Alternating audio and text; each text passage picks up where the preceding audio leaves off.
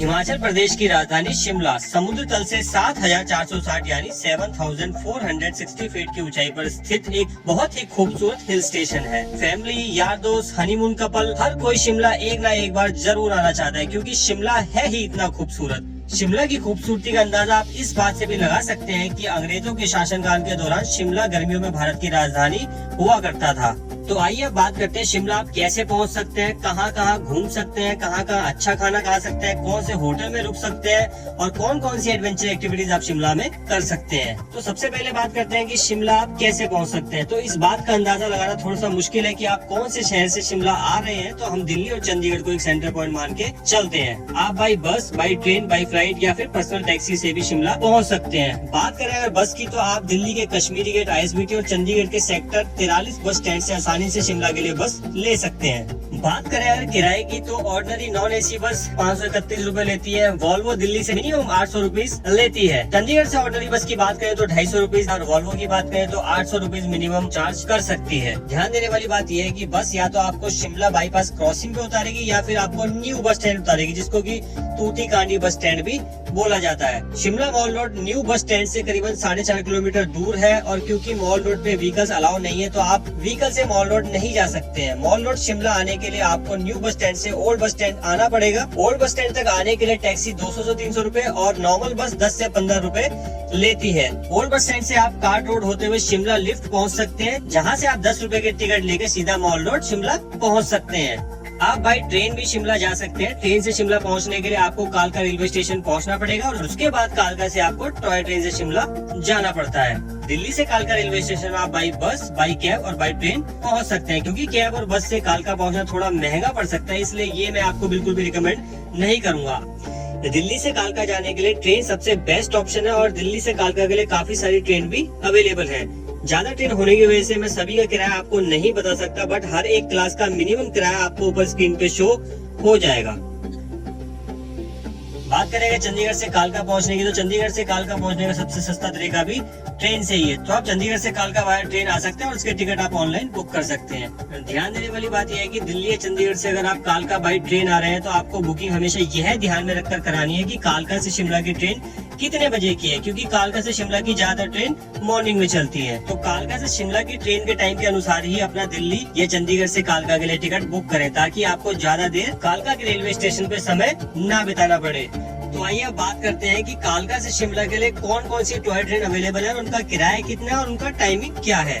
52453 कालका शिमला एक्सप्रेस, जो कि सुबह 6:20 पे चलती है और 11:35 पे शिमला उतार देती है। 52451 शिवालिक डीलक्स एक्सप्रेस 5:45 को सुबह चलती है और 10:25 पे शिमला उतार देती है। 52455 हिमालय क्वीन, जो कि 12:10 बजे दिन में चलती है, 5:20 पे आपको शाम को शिमला छोड़ देती है। 52459 कालका शिमला एक्सप्रेस, जो कि 7 बजे मॉर्निंग में निकलती है और 12:55 में दिन में आपको शिमला छोड़ देती है। 72451 रेल मोटर, जो कि 5:25 मॉर्निंग में निकलती है और 9:25 मॉर्निंग में आपको शिमला छोड़ देती है। 52457 कालका शिमला एक्सप्रेस, जो कि 3:30 बजे सुबह कालका से निकलती है और सुबह 8:55 पे शिमला छोड़ देती है। तो सभी टॉय ट्रेन के बारे में जानकारी इसलिए भी मैंने विस्तार से दी है, क्योंकि कालका से शिमला टॉय ट्रेन का सफर हर कोई अपनी लाइफ में एक न एक बार जरूर करना चाहेगा, अगर वो इसके बारे में थोड़ा बहुत भी जानता है तो। क्योंकि यह सफर बहुत रोमांचित, बहुत नजारों भरा और बहुत एडवेंचर से भरा हुआ होता है।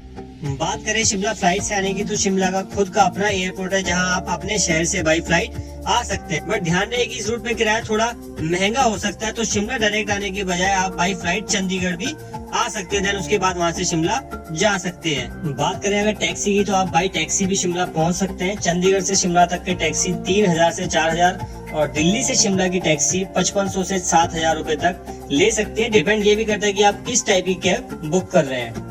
बात करें अगर कि कौन सा मौसम शिमला घूमने के लिए बेस्ट है, तो सर्दियों में मिड दिसंबर से लेके फरवरी तक और गर्मियों में मई से लेके जून तक। ध्यान देने वाली बात यह है कि मई से जून और दिसंबर से जनवरी पीक टाइम होता है, इसलिए यहाँ सारी चीज महंगी होती है, चाहे वो बस टिकट हो चाहे वो होटल्स हो। तो पीक सीजन में अगर आप शिमला आने का प्लान कर रहे हैं तो कुछ मंथ पहले ही अपनी बुकिंग करवा लें। तो आइए अब बात करते हैं कि शिमला में आप कौन कौन से होटल में रुक सकते हैं और कितना कितना किराया होटल का रहता है। तो होटल की वैसे तो कोई कमी नहीं है शिमला में, पर कोशिश आपने ये करनी है कि मॉल रोड के कम से कम 2 किलोमीटर के अंदर आप होटल ले लें, तो आपको घूमने में दिक्कत नहीं होगी। अगर आप मॉल रोड के बिल्कुल नजदीक होटल लेना चाहते हैं और खुद के पर्सनल व्हीकल से आप आए हैं। तो ये चीज याद रखें कि मॉल रोड पे व्हीकल्स अलाउ नहीं है, इसलिए वहाँ पे पार्किंग भी नहीं है। तो अगर आप खुद के व्हीकल से शिमला आ रहे हैं तो ये बात याद रखें कि आपके होटल के आसपास पार्किंग हो या फिर आपके होटल के नीचे ही पार्किंग हो तो ज्यादा बेटर रहेगा। होटल के किराए की बात अगर की जाए तो डिपेंड करता है कि आप किस टाइप की प्रॉपर्टी में रहना चाहते हैं, 2 स्टार, 3 स्टार या 4 स्टार। बट एक एवरेज होटल का किराया शिमला में 1000 से 1500 के बीच रह सकता है। वहीं इन्हीं एवरेज रूम का किराया सीजन के टाइम पे 4500 से 7000 के बीच भी रह सकता है। होटल के अलावा शिमला में आपको बजटेड होम स्टे और हॉस्टल भी मिल जाते हैं, जो कि आप ऑनलाइन booking.com या GoIbibo से बुक कर सकते हैं। तो आइए अब बात करते हैं कि शिमला और उसके आसपास आप कहां-कहां घूम सकते हैं। सभी घूमने वाली जगहों को हमने डे के हिसाब से बांट दिया है, तो आइए डिस्कस करते हैं एक एक करके।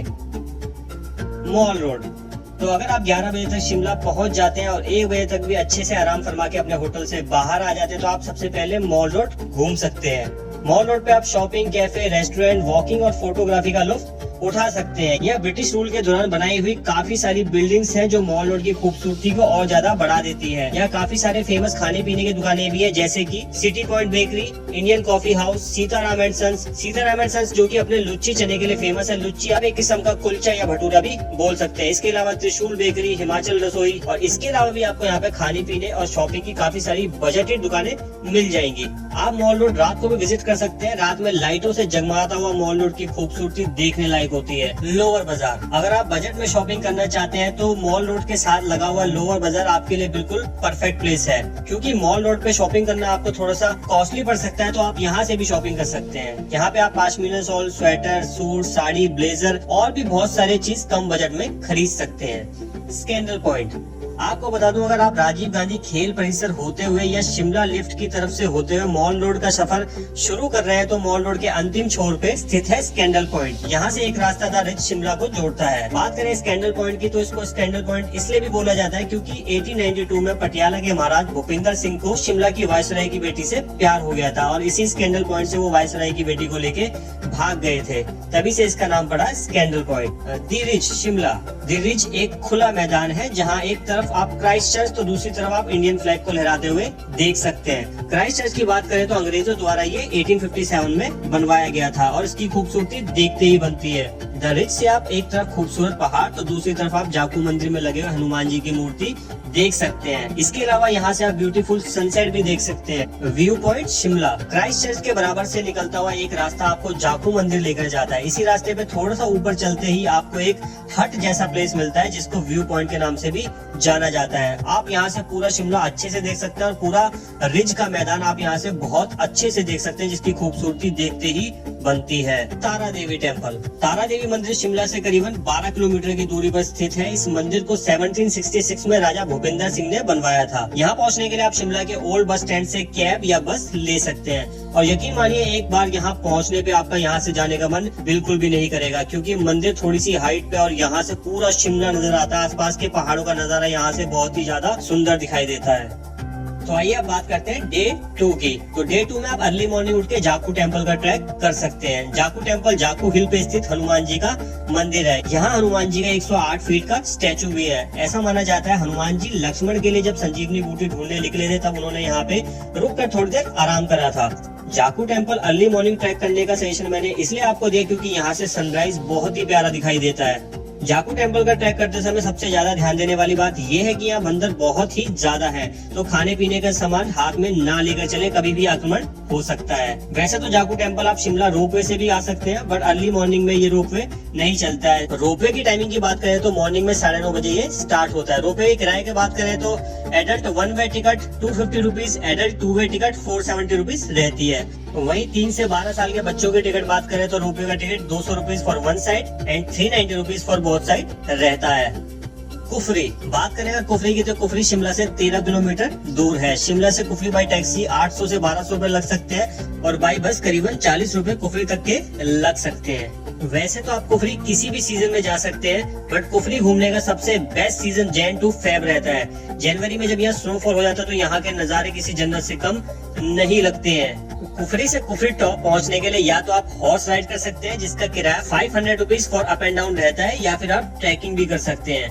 कुफरी में आप नाग टेम्पल विजिट कर सकते हैं। इसके अलावा काफी सारी एडवेंचर एक्टिविटीज जैसे जिप लाइनिंग, गो कार्टिंग वगैरह कर सकते हैं। इसके अलावा आप और भी बहुत सारी एक्टिविटीज कुफरी में कर सकते हैं। ग्रीन वैली शिमला से 7 किलोमीटर दूर है और खास बात यह है कि ये प्लेस शिमला से कुफरी वाले रास्ते के बीच में ही आता है। ग्रीन वैली देवदार के घने हरे भरे जंगलों से घिरा हुआ है। ये प्लेस शांति में थोड़ा समय बिताने और फोटोग्राफी करने के लिए बहुत ही शानदार है। नालदेहरा, डे 2 में आप नालदेहरा भी विजिट कर सकते हैं। नालदेहरा शिमला से करीबन 24 किलोमीटर की दूरी पर स्थित है। यह बहुत ही खूबसूरत हिल स्टेशन है। ब्रिटिश रूल के दौरान लॉर्ड कर्जन ने यहाँ गोल्फ कोर्स बनवाया था। आप यहाँ एक तरफ देवदार के घने पेड़ तो दूसरी तरफ बर्फ से ढके हुए या कोहरे से ढके हुए पहाड़ देख सकते हैं, जिनके बीचों बीच है गोल्फ कोर्स। क्योंकि कुफरी में भीड़ काफी ज्यादा रहती है, तो अगर आप एक शांतिमय और नजारों से भरी हुई जगह आना चाहते हैं तो आप कुफरी के साथ साथ नालदेहरा भी आ सकते हैं। कुफरी और नालदेहरा के नजारे इतने खूबसूरत है कि चाहे तो एक रात आप यहाँ होम स्टे, कैंप या रिजॉर्ट में भी रुक सकते हैं। चैलकाली का टिब्बा, अगर डे 3 में कुफरी या शिमला से वापस चंडीगढ़ की तरफ आप आ रहे हैं तो आप चैलकाली का टिब्बा भी जा सकते हैं। चैलकाली का टिब्बा शिमला से करीबन 45 किलोमीटर की दूरी पर शिवालिक पहाड़ियों पर स्थित काली माता का एक मंदिर है। चैल में स्थित होने के कारण इसको चैलकाली का टिब्बा भी बोला जाता है। यहाँ से आप दूर दूर तक फैली हुई शिवालिक की पहाड़ियाँ देख सकते हैं। यह मंदिर इतना सुंदर है और यहाँ से दिखने वाले नजारे इतने ज्यादा सुंदर है, मानो जैसे आप स्वर्ग में आ गए हो। बट ध्यान देने वाली बात यह है कि चैलकाली का टिब्बा आप तभी आए जब आप चंडीगढ़ की तरफ शिमला से आ रहे हैं। और अगर आपके पास दिन थोड़े से ज्यादा है तो थर्ड डे में आप चैलकाली का टिब्बा ना जाके मनाली के लिए भी निकल सकते हैं। बट ध्यान देने वाली बात यह है कि शिमला से मनाली कंप्लीट टूर करने के लिए आपको मिनिमम 5 से 6 दिन लगेंगे। तो अगर आपके पास दिन थोड़े ज्यादा हैं तो आप शिमला मनाली टूर अच्छे से कर सकते हैं।